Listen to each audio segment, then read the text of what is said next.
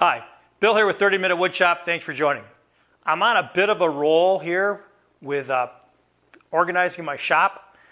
If you saw the last video, I did the screwdriver hanging pegboard rack, which is pretty cool. Looks really good. I love it. Matter of fact, you can find that right here. Go ahead if you want to jump there. So, doing that, I ended up with a whole bunch of spade bits. And I have a whole bunch of spade bits, again, left over from my dad, my granddad, and whatnot. So what I thought I'd do is I do the same thing and organize those, put them on the pegboard. Now, first thing I want to do, I've got these laid out, all right? I got 10 of these, plus I have 8 more newer ones, okay? And the difference between these two is the older ones have a 1/4 inch shank. They're a hex 1/4 inch shank, or hex 1/4 inch shank. These, similar kind of shank, but they're heavier duty shanks than what these ones are. So I got to drill a bigger hole for these. Now I had a piece of leftover. Wood.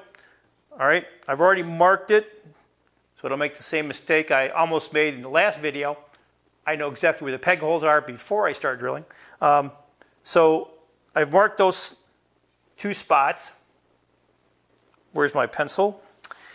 Just to give me some reference lines here to be between. So that's where my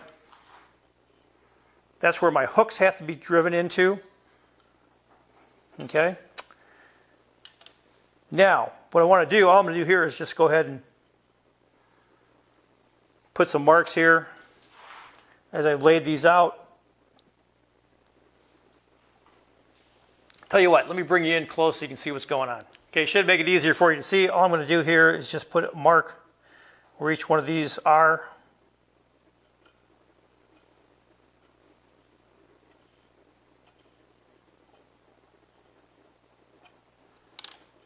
Okay.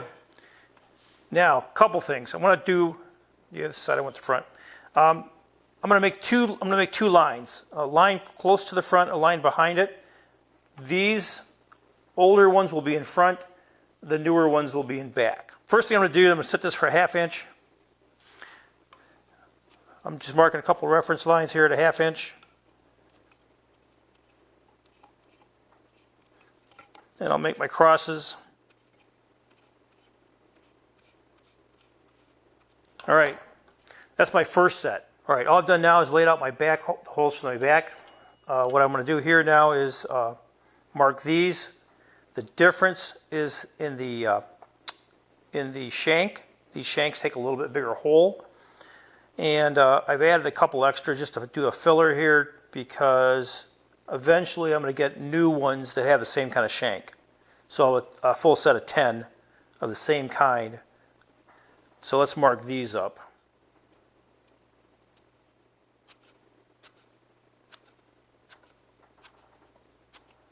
Now, I set a 1/2 inch here.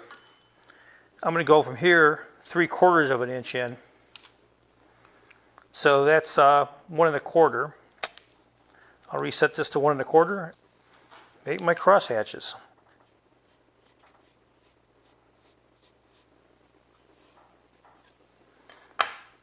Okay, now with all these marked, next thing I want to do is take my awl and I'm going to put hole at each cross mark.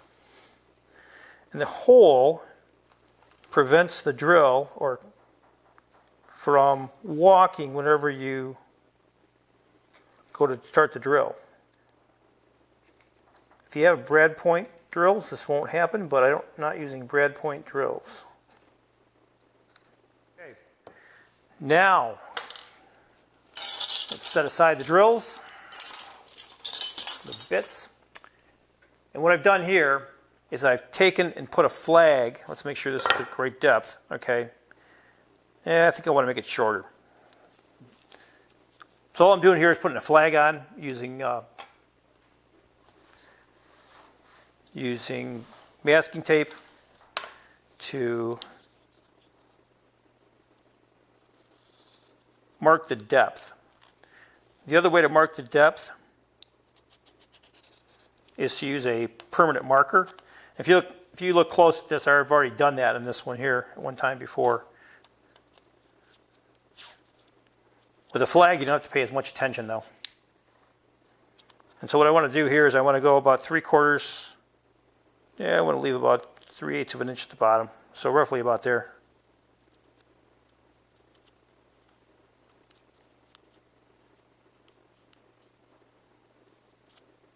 So there's the flag. Now, what I'm going to do is I'm going to drill these front ones to that depth. Then I'm switching over to a 5/16 inch drill for the back ones, and I'm going to be drilling the same depth. So let's cut another piece of this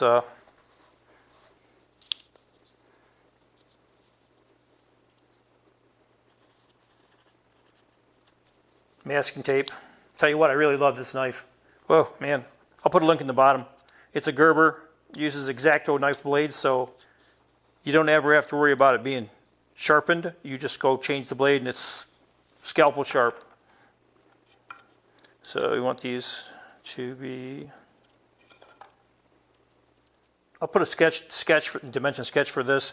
Right now I'm using a piece of scrap left over from the previous project. It's about 1.25 inches thick, milled out of a 2x4 because I happen to have it. You can use something different. These are not going all the way through, but even though they're not going all the way through, I'm going to put something under this just in case I do something foolish. So let's start with a 1/4 inch and start drilling.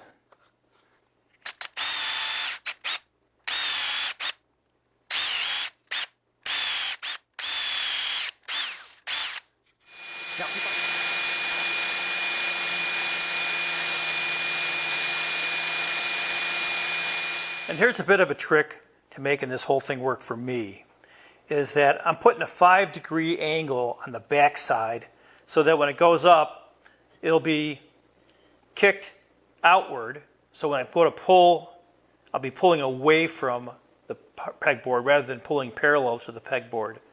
So it should be making it a little bit easier. Now it's not much, just 5 degrees, but that 5 degrees should be enough to give me plenty of clearance if there happens to be tools overhead. If I put tools overhead, that kind of thing, then I should be good. So let's make this cut, and we're almost ready to put the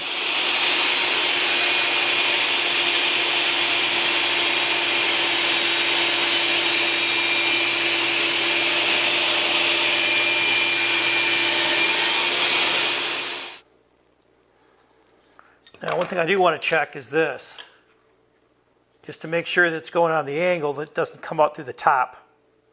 So that looks pretty good. So I get plenty of engagement here. I'll drill my holes, which are going to be 1/8 of an inch, and the 1/8 inch holes are 0.125.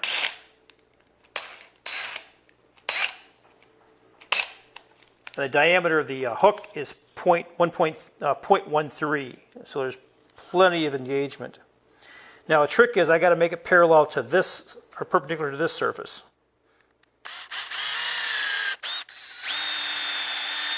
There we go. So I'm going to screw this in. I'll be back in a second.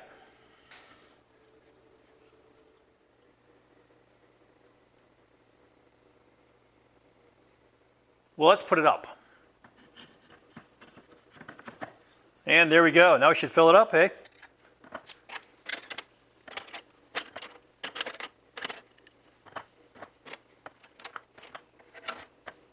And there we go. Looking good.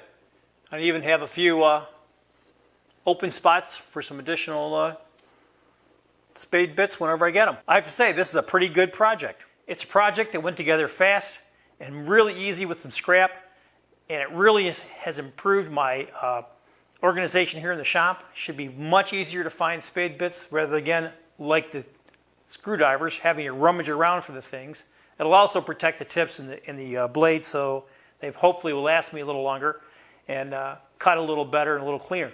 So if you want to make this project, there's a follow 30minutewoodshop.com right here. Go to the bottom, hit see more, and you'll find a link to that also. Pretty easy. The drawing dimension sketches down there, you can find that. There's also some links to some other things that I use, tools and whatnot, you might find interesting. And hey, if you got something out of this, do me a favor and hit like and subscribe. I really appreciate that. And until next time, good making.